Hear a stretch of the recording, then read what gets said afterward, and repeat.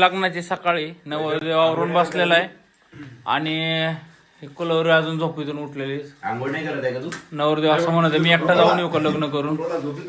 आणि हे चायवाले आले तिथले वरुडचे फेमस ते चायवाले डॅनी चाय. ओमदाची तयारी झालेली.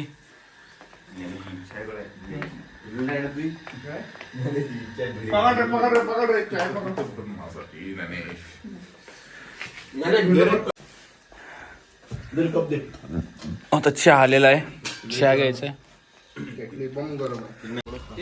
आमची तयारी झाली की लगेच शिवमची जे आले आणि म्हणले की तुम्ही सगळे मागे राहिले तर चालेल, नवरदेवाला आधी पूजा करू द्या. पण नंतर स्नेहता म्हणले थांबा पूजा आम्ही करणार.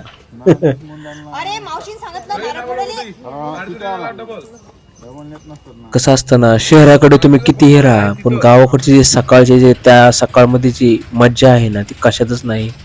बैल सकाळचे चालताना लोकांचे सकाळची धावपळ, सकाळचे घेणारे लोक चौकात येऊन घेणारे चहा वगैरे. विषय कसा होता, शुभमच्या घरापासून लग्न 40 किलोमीटर अंतरावर शेगाव मध्ये होतं आणि शेगावला आलो ना आपण कचेरीचा नाश्ता नाही केला असं कधी होणारच नाही. ओमदा आणि संकेत म्हणला सगळ्यात भारी कचोरी तीर्थराम कचोरी आहे जे रेल्वे स्टेशनच्या बाहेर आहे. नवरदेवाची गाडी पुढे गेली पण आम्ही म्हणलं कचोरी खाऊनच आपण नवरदेवाच्या मागे जाईल. कचोरी 10 रुपये का एक. 10 रुपये काय एक. 1950 पासून आहे. शेगावला आहे सध्या. हे शेगाव आहे.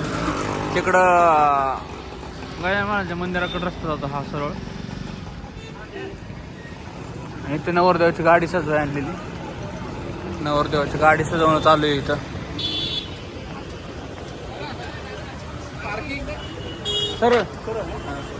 पोरांचं कसं असतं माहितीये का, ऐन टायमाला सगळं बघायचं. मग ज्या दिवशी लग्न त्या दिवशी आम्हाला कळलं की आपल्या शूजला पॉलिश नाही आणि नाडी पण नाही. मग आकाचा फोन आला मला आणि आम्ही गेलो मग शूज वाल्याकडे पॉलिश वगैरे करायला आलोय.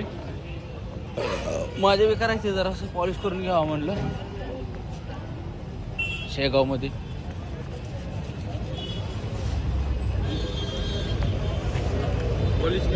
सजवलेली गाडी पुढे पाठवली कारण नवरदेवाला लवकर मंडपात आणायचा होता आणि आम्ही शूज पॉलिश वगैरे करून कपडे वगैरे घालून डायरेक्ट मंडपात आलो. तवर नवरदेव मंडपात आलता आणि बग्गीत पण बसलेला. नवरदेव कसा बसलाय, नवरदेवालाच म्हणलं मोबाईल धर आणि आम्ही कसं नसते त्याची व्हिडिओ शूटिंग काढ. त्या दिवशी ह्या रोडला एवढं ट्रॅफिक चालतं ना कारण लग्नाचा सीझन होता आणि त्या रोडला 4 लग्न होते जवळपास. रात्रीच्या वरात एवढं नाचलेलो ना आता पाय दम धरत नव्हते आमचे. नंतर नवरदेवासोबत इथं मारुतीच्या मंदिरात आलो. मारुतीच्या मंदिरात वगैरे पाय वगैरे पडलो कारण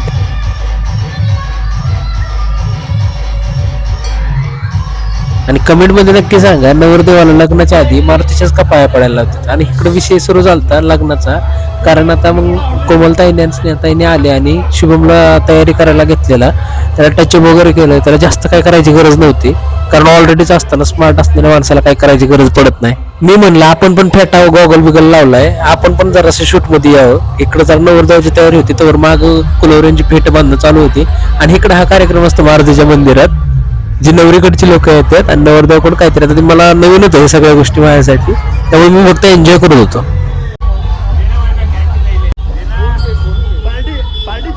इकडे नवीन म्हणला असो यांचं काय पण चालू चल इकडे आपला एक दोघाचा फोटो काढून घेऊ. मग आम्ही पण तयारी चांगली केली तेव्हा फोटो काढला आणि नाचत होतो असं सगळेजण मिळून.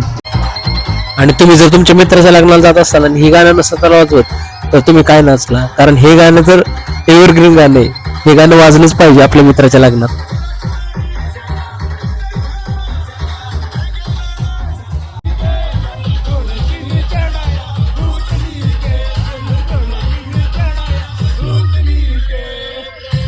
आता डीजे संपला, आता वेळ होता लग्नाचा. नंतर नवरदेव आला. नवरीकडच्या सगळ्यांनी त्याला ओळून वगैरे घेतलं, गंध वगैरे लावून सगळं झालं. त्यानंतर आता स्टेजवर जायची वेळ होती. विषय असा होता नवरीला वेळ होता, मग बाकी सगळे नवरीचे कुलवरे आणि कलवरे म्हणले की आमचे फोटो काढा. मग सगळ्यांचे फोटो काढले. खूप सारे लोक आलते. इकडे सगळे लेडीज बसलेले बघा. लेडीज पण तेवढेच होते आणि जेंट्स पण तेवढेच होते. उभं राहणारे पण तेवढेच आणि बसलेले पण तेवढेच. जवळपास 1,500 ते 2,000 पब्लिक होती लग्नाला. इकडे सगळी तयारी चालू झाली. नवरदेवाला स्टेजवरती आणलेला कारण काहीतरी प्रथा किंवा रीतिरिवाज काहीतरी राहिलेलं, मग ते केलं आणि त्यावर नवरीची वाट बघत बसलो परत.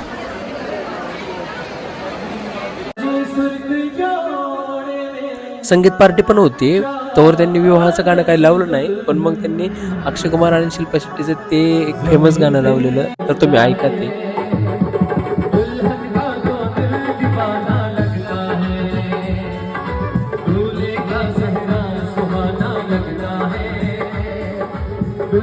नवरीची वाट बघून भरपूर वेळ झालता. मग आम्ही शुभमची चेष्टा केली, त्याला म्हटलं लवकर वहिनींना फोन लाव बरं. मग शुभमने मग वहिनींचा नंबर काढला आणि फोन लावला. फोन लाव.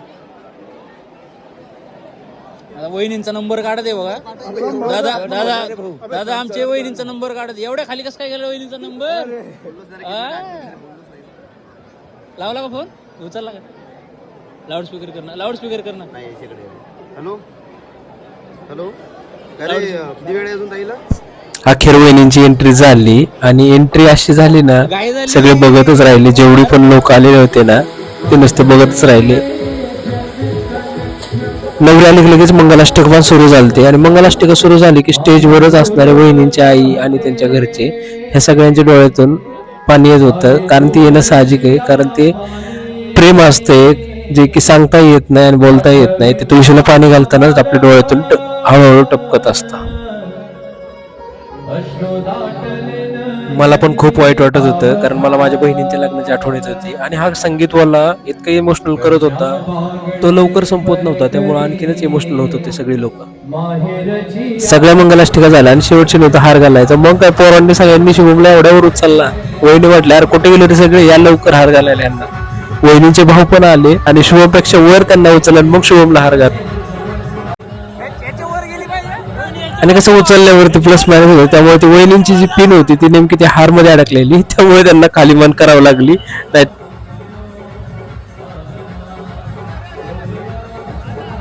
अशा तऱ्हेने ज्या क्षणाची गेली 8 महिने सगळेजण वाट बघत होते, तो संपन्न झाला.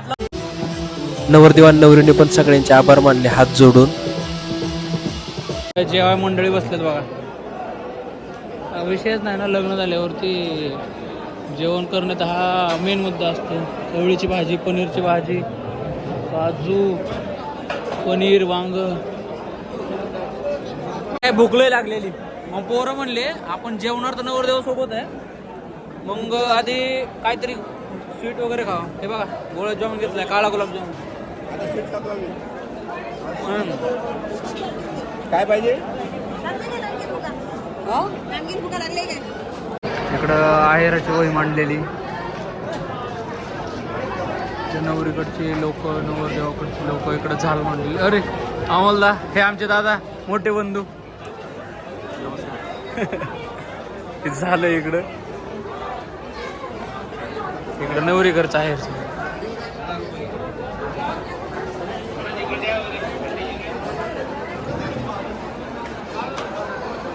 एवढं सामान आलेलं आहे शुभमला.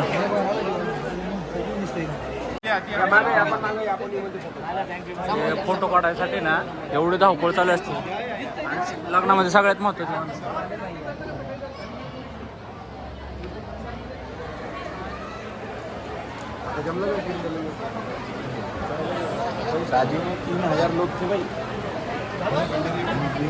किती होमदा किती लोक होते? 3,000 लोक. 1500 जेवून गेले, 1500 बाकी. विषय काय झाला, थोडस जेवल्यानंतर ना म्हणलं फोटो काढायचा, पण फोटो काढायला काय नंबर येतच नव्हता. आम्ही तिथे जवळजवळ अर्धा तास थांबलो स्टेजवर. असा टाइमपास करत बसलेलो. कॅमेरामॅनची चेष्टा कर, आमची चेष्टा कर, असा टाइमपास करत स्टेजवर थांबलेलो आम्ही. काय झालं, लग्नाला येताना ना गॉगल तुटलेला माझा. पण भाई गॉगल लागतोच ना आपल्याला. गॉगलची कांडी तुटलेली. आता कांडी पण भेटत नव्हती जी तुटलेली, फेविक्विकने चिकटवायला. आणि गॉगल पण लवकर भेटत नव्हतं. मग काय जुगाड केला, आता हे गॉगल घातलेला आहे, ते दिसत नाही. इथून बघा अर्धी असं दिसत नाही. भाई एवढं जेवण घेतलं बघा. ह्या गाड्याला लय भूक लागली. ही नवरदेवाला सोडून जेवाय आलेली एवढं प्लेट भरून. काय लागा माणसं आहे तुम्ही. सगळी जेवाय बसलेत बघा. आता कर कांदा आणलं काय? अरे बापरे बाप. भाई जेवण कसं आहे? एक नंबर हा क्वालिटी नवीन मस्त दाबून जेवणार आहे मी. भूक लागली. ओमदा जेवण कसं आहे तिकडे कोण विठू आता मी वन टाइम मध्ये सगळं घेऊन आलोय ताटात. हा. आता मला टेन्शनच नाही. टेन्शन नाही काय रुमाली रोटी आकाश बसलाय तिकडं आकाश आकाश जेवण कसं आहे बकासूर एक नंबर सगळ्यांचे जेवण झाले, फोटो वगैरे झाल्यानंतर नवरी आणि नवरदेव सप्तपदीला बसलेले. सप्तपदी जवळजवळ 1 ते 1.5 तास चालले. त्याच्यानंतर त्यांचं जेवण होणार होतं. सप्तपदी होईपर्यंत सगळं कार्यालय मोकळं झालं, फक्त घरचे लोक बाकी होते. नंतर आम्ही जेवण करायला आलो. नवरदेव नवरी इथं मध्ये बसले, बाकी सगळे साईडने बस आणि मी एक फॉर्मॅलिटी म्हणून बसलेलो जेवायला. लग्नातील सगळ्यात इमोशनल क्षण म्हणजे बिदाई. हा शेवटचा क्षण जात नाही सगळ्यांसाठी खूप इमोशनल असतो. विदाईचा कार्यक्रम विसरलो.